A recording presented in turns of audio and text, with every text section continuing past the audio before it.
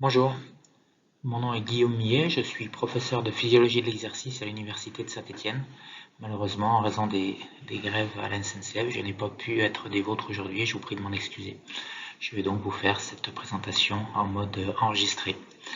C'est certainement moins agréable à la fois pour vous et pour moi, mais bon, voilà, à défaut de pouvoir être avec vous. Et je vous prie encore de m'en excuser. Donc on m'a demandé de parler de fatigue dans cette session dédiée à ce sujet, donc la fatigue dans les CMT. Et donc je vais essayer d'introduire le sujet.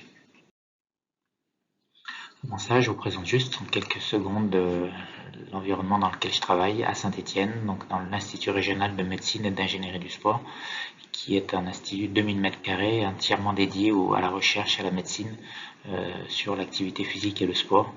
Un environnement assez unique en France en tout cas, et même en Europe. Alors, lorsque l'on parle de fatigue, on peut peut-être commencer par définir ce que l'on entend par là. Comme vous pouvez le voir sur cette diapositive, on va pouvoir parler de fatigue chronique et de fatigue aiguë, qui ont le même terme en français habituellement. On va utiliser le même terme de fatigue dans les deux cas, et elles recourent pourtant des réalités bien différentes.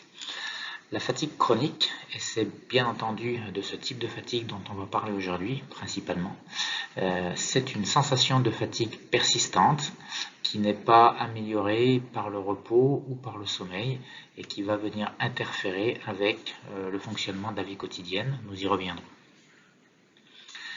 Cette fatigue chronique peut être opposée à la fatigue aiguë, qui est quelque chose qui est bien connu bien sûr des physiologistes de l'exercice, que l'on définit comme une diminution des capacités fonctionnelles, par exemple de la force ou de la puissance, à la suite d'un exercice physique. Pour essayer de différencier ces deux types de fatigue, dans la suite de la présentation, nous parlerons de fatigue pour cette fatigue chronique subjectivement perçue, principalement par les patients, mais pas seulement, mais il se trouve qu'on va en revenir également qu'un grand nombre de patients sont touchés par ce symptôme de fatigue chronique. Et nous utiliserons inversement le terme de fatigabilité pour ce qui concerne la fatigue aiguë liée à un exercice. Commençons par discuter cette fatigue. Je l'ai dit déjà, c'est une fatigue qui est subjective et de ce fait va être mesurée par des échelles ou des questionnaires. Je vous en ai mis simplement deux ici à titre d'exemple, donc il en existe plus de 40. Par exemple ici vous avez le FACIT-F, donc, qui consiste à répondre à 13 questions sur comment on s'est senti pendant les 7 derniers jours. Je me suis senti épuisé, je ressens une faiblesse générale, je suis sans énergie, etc. Et on doit coter si on n'est pas du tout d'accord ou entièrement d'accord avec ça. Et puis, dans le même ordre, vous avez l'échelle, le questionnaire MFIS, donc là c'est un petit peu plus long et 40 questions, mais on est dans le même type de mesure. Alors cette fatigue subjectivement perçue, je l'ai dit, elle est bien sûr majeure et importante dans un grand nombre de maladies chroniques, mais la population en général est aussi touchée et peut-être de plus en plus par ce problème de fatigue, et en particulier les femmes. Ici le FACIT-F, c'est le questionnaire que je vous ai présenté tout à l'heure, nous l'avons fait remplir à 3000 Français représentatifs de la population, et on voit que les femmes sont un petit peu plus le score est bas et plus la fatigue est prononcée, et on voit que les femmes sont un petit peu plus fatiguées que les hommes en moyenne. Il y a également un effet de l'âge, mais pas forcément celui que l'on attendait, c'est-à-dire que les jeunes sont en réalité plus fatigués que les personnes plus âgées, en tout cas jusqu'à un certain âge qui est l'âge entre 65 et 75 ans, et à partir de 75 ans, de nouveau, la fatigue s'accentue. Cette fatigue touche énormément de maladies, par exemple le cancer, donc pratiquement tout le monde pendant le traitement, mais un peu moins connu, un tiers environ des personnes qui sont en rémission, c'est-à-dire qui ont terminé leur traitement primaire ou qui sont réellement en rémission, sont touchés par ont un score de fatigue au-delà d'un score considéré comme cliniquement impactant pour ces populations. Encore moins connu, les personnes qui sont passées, donc ça c'est une de nos études, les personnes qui sont passées en réanimation restent pour leur grande majorité, enfin pour leur majorité en tout cas, 57%, également fatigués dans les mois et les années qui suivent leur sortie de réanimation. Et cela est vrai pour le Covid comme pour les patients qui viennent en réanimation pour d'autres. À propos de Covid, comme vous le savez, la maladie que maintenant tout le monde connaît, qui est le Covid long, est quelque chose qui a émergé bien sûr ces dernières années, mais qui est absolument impactant pour un assez grand nombre de personnes. Et comme vous pouvez le voir sur cette diapositive, les scores de facite F sont extrêmement bas, parmi les plus bas de toutes les maladies qui ont été étudiées jusque-là. Et donc on est vraiment dans une maladie où la fatigue est absolument majeure. Alors pourquoi c'est important? Parce qu'il existe une relation très directe entre la fatigue perçue et la qualité. Si on vient dans des maladies plus neurologiques, par exemple la sclérose en plaques, on voit que les symptômes, et en lien bien sûr avec cette qualité de vie, les symptômes parmi les symptômes qui sont les plus invalidants, on a en premier la fatigue physique et pas très loin derrière la fatigue mentale. Plus de 60% des patients des maladies neuromusculaires en général souffrent de fatigue sévère. On verra dans la CMT un petit peu plus tard ce qu'il en est. Donc voilà, c'est ce qui est assez proche de ce que l'on peut avoir dans la sclérose en plaques. Alors en ce qui concerne la CMT, eh bien, on voit que finalement, on a le sentiment que, bien sûr, la fatigue est un problème, mais ce n'est pas, contrairement à la CEP, le premier des problèmes. On a, dans les symptômes expérimentés, vécus, on a la faiblesse dans les mains et les doigts, les difficultés à la marche, la faiblesse dans les pieds, et seulement, entre guillemets, en quatrième position, vient le problème de fatigue. Dans une autre étude qui est, alors on va le voir après, hein, d'ailleurs je vais le dire tout de suite, comme ça ce sera fait, cette étude donc CMT-NMI, qui est une étude bien sûr qui n'a pas de raison de douter de la validité des résultats, mais il est important de préciser quand même que ces résultats n'ont pas été publiés dans la littérature scientifique. Et l'autre bémol que l'on peut tout de même apporter à cette étude, c'est que le N est relativement petit, c'est-à-dire 143 personnes, dont seulement 13 répondants en France. Toujours est-il que dans cette étude, on a aussi questionné à travers un score une des échelles de fatigue, ici le BFI, et on s'aperçoit que les patients, pour leur grande majorité, reportent des scores de fatigue modérée. Donc cette fatigue existe, elle est modérée pour la majorité d'entre elles. On considère qu'elle est sévère à partir de 8 et on voit que la majorité des patients sont plutôt en deçà de 8. Il y en a une partie non négligeable au-dessus de 8, mais la grande majorité sont fatigués, mais une fatigue modérée. Il n'empêche que lorsque l'on est en présence de fatigue, mais également de dépression, là également pour les CMT comme pour les autres, la qualité de vie est fortement affectée. Les patients qui sont fatigués, il a été aussi reporté dans un webinaire qui a été organisé par vous-même l'an dernier, il a aussi été reporté que les patients fatigués utilisent plus d'antalgiques, d'opioïdes et d'anxiolytiques que les patients non fatigués. Bien sûr, lorsque l'on a un résultat comme celui-là, là encore avec des petits échantillons, bon, voilà, il faut juste souligner cette petite limite, mais bon, en tout cas, on a un résultat. Il n'empêche que l'autre commentaire que j'ai envie de faire quand je vois des choses comme ça, c'est quelle est la cause, quelle est la conséquence, est-ce que c'est la fatigue qui induit cette prise de médicaments ou l'inverse. Dans une étude organisée par votre société, CMT France, qui est sur un N un peu plus grand, puisqu'ici on est à plus de 300 patients atteints de CMT, et bien, et vous avez les caractéristiques de cette population avec un pourcentage d'hommes, c'est souvent le cas, un petit peu plus faible que pourcentage, enfin même beaucoup plus faible que les femmes, encore que 28%, c'est pas si mal que ça, qui sont répondants, voilà, avec le pourcentage de population en activité professionnelle, en arrêt maladie, en invalidité et retraité. Eh bien, on a des résultats néanmoins très intéressants sur cette enquête. Par exemple, quelles sont les conséquences de la fatigue, puisque je vous ai dit que ça semblait pas être la cause, contrairement à d'autres maladies, le symptôme principal. Il n'empêche que la fatigue a des conséquences assez dramatiques sur la vie personnelle. Par exemple ici, sur la vie familiale, est-ce que la vie personnelle et familiale est impactée ou pas? Oui, très impactée pour 41% des gens, et 50% parfois ou moyennement impactée. Et en particulier, la fatigue a conduit 70% des gens à diminuer le nombre de rencontres sociales, à 40% à restreindre le cercle amical, et un tiers des gens ont dû restreindre leur engagement bénévolat pour cela.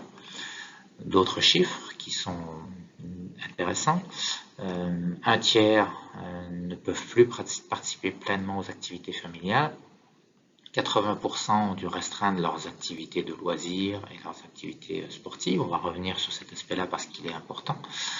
Et puis 50% ont dû modifier leur projet.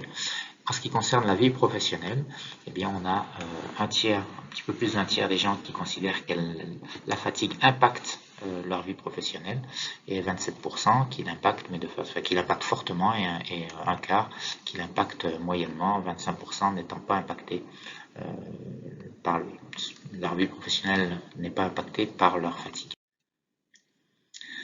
D'autres chiffres pour terminer sur cette consultation qui a été faite par CNT France, et ça, ce sont des chiffres qui sont quand même assez parlants et assez dramatiques d'une certaine façon. Au cours d'une consultation, vous a-t-on déjà proposé d'auto-évaluer votre fatigue? Non, jamais à 90%. Et vous a-t-on proposé une prise en charge médicale de votre fatigue?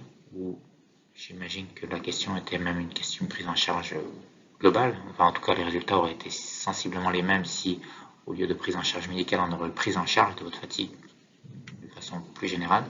Eh bien, là aussi, plus de 90% des patients répondent non. Donc, la fatigue est un problème majeur et à la fois un problème, comme vous pouvez le voir ici, qui est tout à fait sous-estimé et non pris en compte malgré l'impact sur la vie des patients.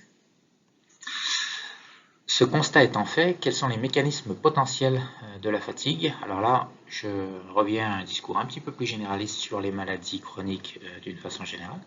Donc, on considère habituellement qu'on a des causes directes et des causes indirectes qui peuvent expliquer pourquoi un patient est fatigué.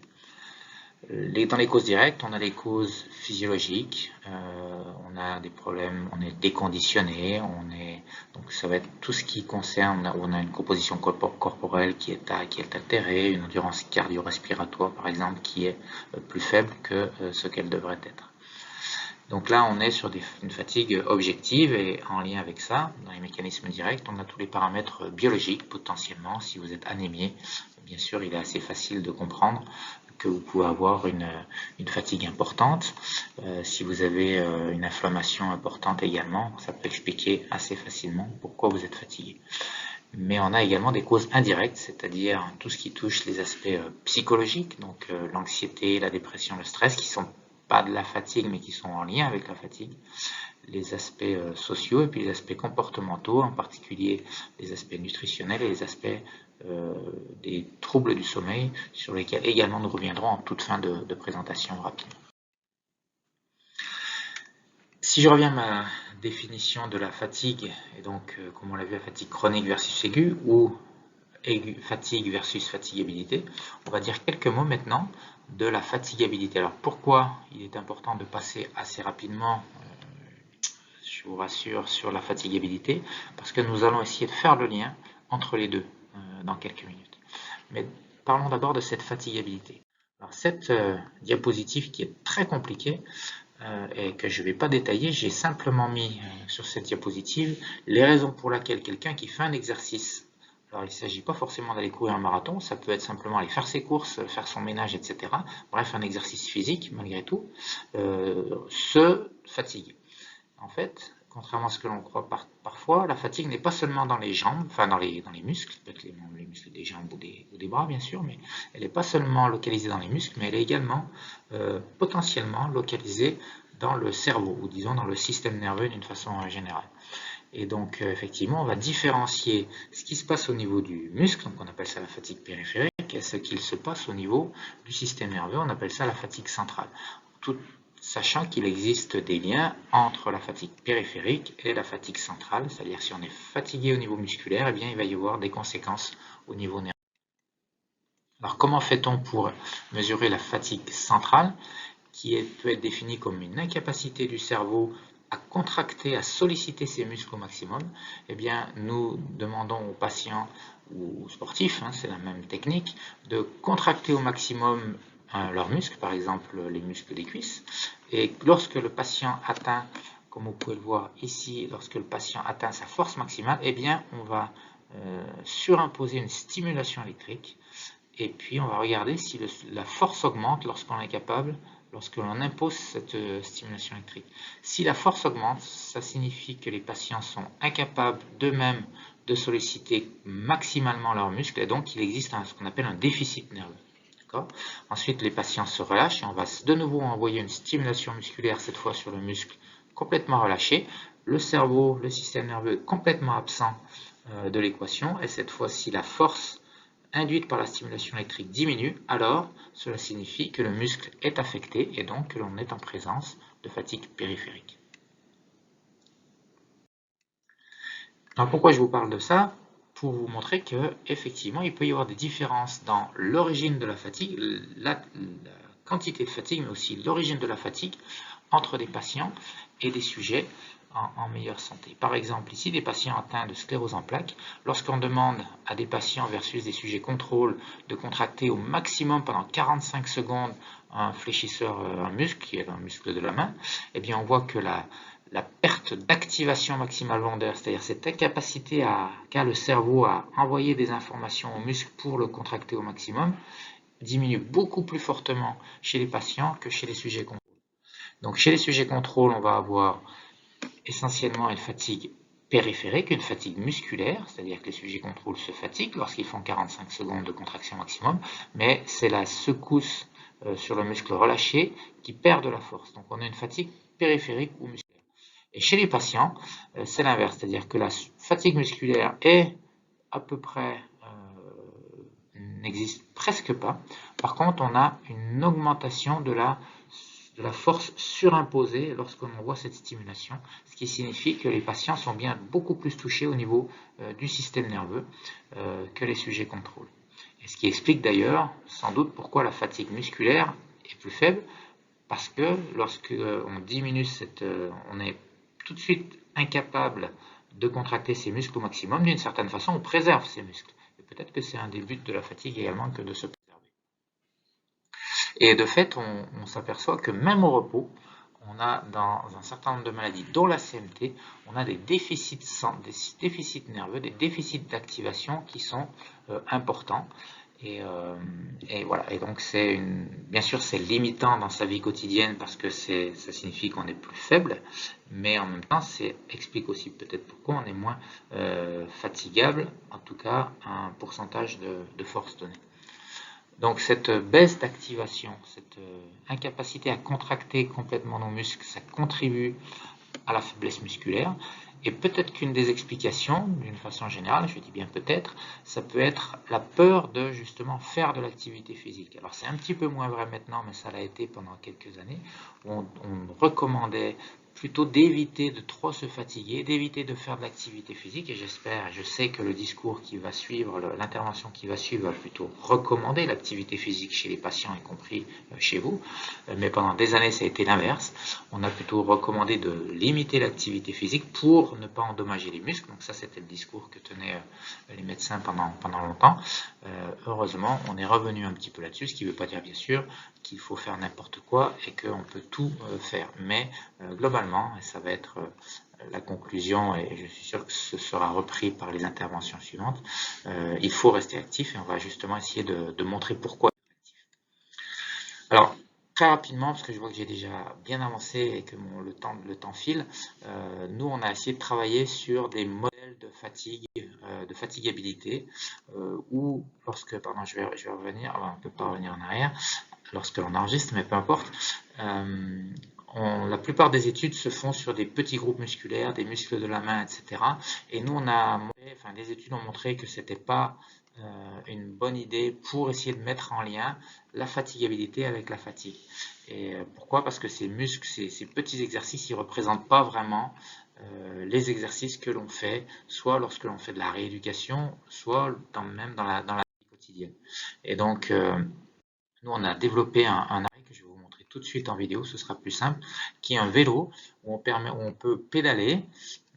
Et lorsque j'ai envie de mesurer la force pour utiliser la stimulation électrique, comme je vous l'ai expliqué, et pour mesurer la force volontaire du patient, eh bien on bloque les pédales et le sujet peut donc être testé tout de suite sans qu'il y ait de problème de récupération. Le sujet pédale et on peut tester sa fatigue, c'est-à-dire sa force, pour voir s'il y a une baisse de force tout de suite lorsque l'exercice s'arrête. On peut ensuite débloquer les pédales et continuer à faire l'exercice. Et c'est en général ce que l'on fait d'ailleurs, les protocoles. On commence à des niveaux de pédalage très faible, donc qui correspond à la marche, qui correspond à monter tranquillement les escaliers, et puis on va demander au patient de pédaler de plus en plus fort jusqu'à ce qu'il soit épuisé. Mais entre-temps, on va pouvoir faire des mesures et donc mesurer la baisse de force et la baisse en regardant la fatigue centrale et la fatigue périphérique, comme je vous l'ai expliqué. On va regarder donc ces baisses de force tout de suite sur des niveaux d'effort qui sont sous-maximaux. Et ça, c'est un avantage du test et du vélo que je viens de vous présenter, que l'on a donc développé dans mon laboratoire.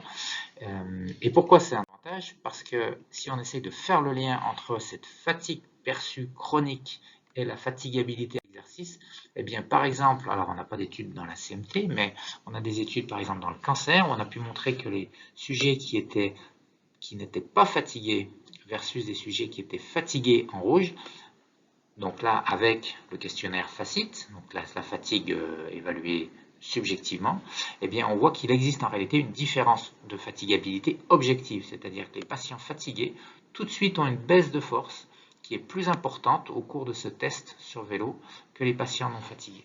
Et on a la même chose dans la sclérose en plaques, où on voit que la baisse de force est sur les premiers paliers, donc encore une fois sur des niveaux d'effort qui sont faibles, qui correspondent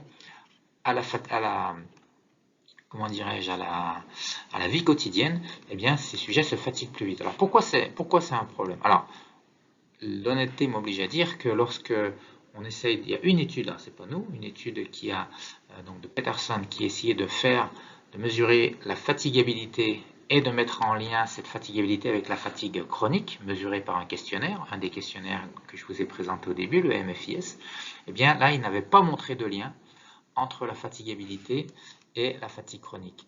Seulement, alors peut-être que c'est juste que c'est effectivement pas vrai dans la CMT, on ne peut pas exclure cette hypothèse, mais c'est peut-être aussi dû au fait que mesurer, de mon point de vue, on a le droit de ne pas être d'accord, mais de mon point de vue, mesurer la fatigabilité lors d'un test de 6 minutes, c'est pas aussi bien que de le faire lors du test que l'on a mis au point, parce que notamment pour les notions de pacing, les sujets qui partent trop vite lors du test de 6 minutes de marche, et puis d'autres qui partent pas assez vite, etc. C'est moins bien que lorsque on fait les choses de façon un petit peu plus standardisée. Bon, bref, peu importe, en tout cas, voilà, je vous présente quand même cette étude qui est la seule, à ma connaissance, j'ai pu en louper, mais à ma connaissance, qui a fait un lien, qui a essayé de faire un lien entre la fatigabilité et la fatigue.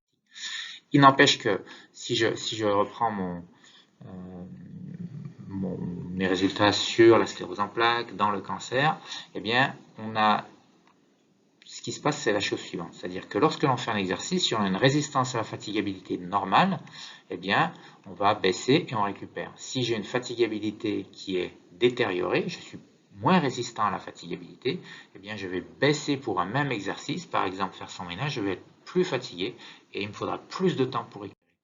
Et si je dois faire tout au long de ma journée un certain nombre de tâches de la vie quotidienne, eh bien, si j'ai une moins bonne résistance à la fatigabilité, je vais accumuler de la fatigue. C'est sûrement pas ça qui se pense. C'est sûrement que les gens qui sont... Ça, c'est un modèle que j'avais créé un petit peu pour m'amuser, mais je pense que c'est un modèle qui est assez parlant pour essayer de... C'est le modèle de la chasse d'eau, où on considère que la fatigue perçue, on pourrait appeler ça la charge mentale ou la fatigue perçue, eh bien, elle augmente au cours de la journée. Et lorsque l'on est fatigué, elle va augmenter plus vite. Et une des raisons, en tout cas c'est une des hypothèses que l'on fait, c'est que lorsque l'on est moins résistant à la fatigabilité en général, c'est qu'on fait moins d'activité physique, qu'on est moins bien entraîné. Eh bien, chaque tâche que l'on doit faire, comme je vous l'ai montré juste avant, mais ça a été étayé par des résultats scientifiques, eh bien, nous fatigue plus. Ce qui fait que l'on va augmenter cette fatigue plus rapidement dans la journée, et donc on va arriver comme une chasse d'eau à un moment donné. Vous savez, quand on augmente le niveau d'eau, il y a une boule qui dit stop, on arrête le remplissage. Eh bien, c'est exactement ce qui peut se passer également dans la tête des patients. C'est-à-dire que les gens qui ont une faible résistance à la fatigabilité, ici en rouge, eh bien, ils augmentent leur niveau de fatigue jusqu'à atteindre un certain plafond de tolérance à la fatigue, et ils l'atteignent beaucoup plus vite, c'est-à-dire qu'ils sont beaucoup moins capables de faire les activités leurs activités dans la journée que des gens qui ont une résistance élevée, qui sont bien résistants à la fatigabilité. Et donc, on va limiter l'activité. Et pourquoi c'est problématique? Parce que l'on va rentrer, si on est un patient rouge, c'est-à-dire avec une faible résistance à la fatigabilité, eh bien, on va entrer dans ce qu'on appelle le cercle vicieux de la fatigue.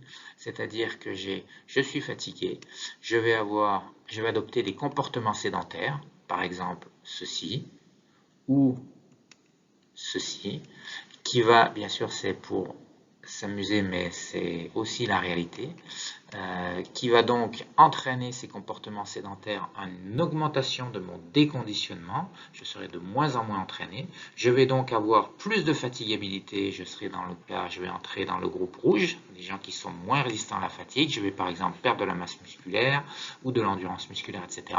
Ce qui va renforcer ma fatigue et m'induire des comportements encore plus sédentaires, etc. Voilà le cercle vicieux de la fatigue. Et donc, j'avais noté lors d'une de vos conférences, lors des journées de la fatigue, la présidente de CMT qui disait oui, je suis fatigué, mais finalement, rester dans son canapé, c'est encore pire. Et bien, c'est exactement de ça dont il s'agit, effectivement. Quand on reste dans son canapé, on rentre dans le cercle vicieux de la fatigue et ça rend les choses encore pires. Donc tout ce qui peut limiter le niveau d'eau dans la chasse d'eau, c'est bénéfique pour la performance. Et donc du coup, faire de l'activité physique pour augmenter moins facilement ce niveau d'eau, c'est-à-dire être plus résistant à la fatigabilité, c'est une bonne idée pour lutter contre la fatigue. Et c'est de ça dont vous parlera Julien Panza juste après. Alors, on a quand même quelques études. Nous, on avait fait une étude il y a plusieurs années à Saint-Étienne. Lassad El-Mandi avait travaillé sur les bénéfices de l'entraînement. Alors nous, on était allé carrément jusqu'à faire de l'entraînement par intervalle, donc c'est-à-dire un entraînement assez intense sur la fatigue et les capacités fonctionnelles dans la CMT. On avait montré effectivement que c'était bien toléré et qu'on avait plutôt une baisse. Alors c'était une échelle analogique très simple, mais il n'empêche qu'on avait, avec l'entraînement, montré une baisse. Donc c'est non seulement bien toléré, mais on voit ici que c'était associé cet entraînement avec une baisse de la fatigue perçue. On peut essayer d'aller un petit peu plus loin et de se dire que, je ne vais pas rentrer dans le détail un petit peu parce que je suis en retard et puis parce qu'on n'a pas d'études directement dans la CMT, mais moi je crois qu'on peut aller encore plus loin que ce qui est fait traditionnellement, même si ça vous sera confirmé, je l'espère, mais je le sais juste après. L'activité physique est un moyen, et pour ne pas dire le seul moyen, en tout cas à long terme, pour soulager la fatigue. On peut aller un petit peu plus loin que l'activité physique adaptée classique, entre guillemets, en essayant d'individualiser peut-être encore plus que ce qui se fait actuellement le programme d'entraînement. Et en fonction de quelles sont les causes de la fatigue, vous vous rappelez les causes directes, indirectes, eh bien, il devrait être proposé, c'est sans doute ce que font un certain nombre de coachs TAPA de façon un petit peu intuitive, mais peut-être que de mon point de vue, on pourrait essayer de systématiser, en tout cas c'est là-dessus que nous travaillons, systématiser un petit peu la personnalisation de l'entraînement physique pour essayer de répondre au mieux et proposer l'entraînement qui est le plus adapté. Si on dit que l'activité physique est un médicament, alors on va proposer le meilleur médicament et la meilleure posologie. Et en parlant de posologie, il est important de monitorer sa fatigue perçue lorsque l'on fait de l'activité physique.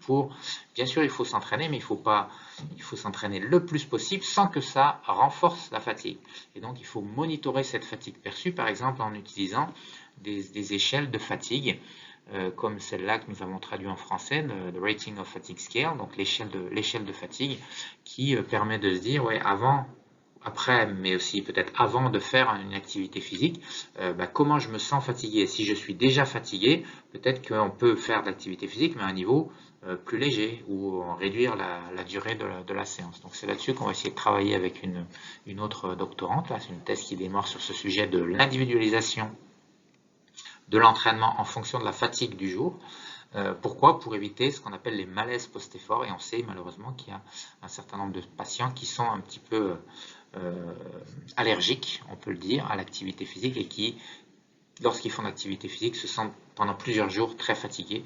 Et donc chez ces gens-là, bien sûr, il faut y aller de façon très progressive, peut-être commencer simplement par du tai chi ou du yoga. Enfin bon, Julien sera mieux placé que moi pour vous parler de tout ça.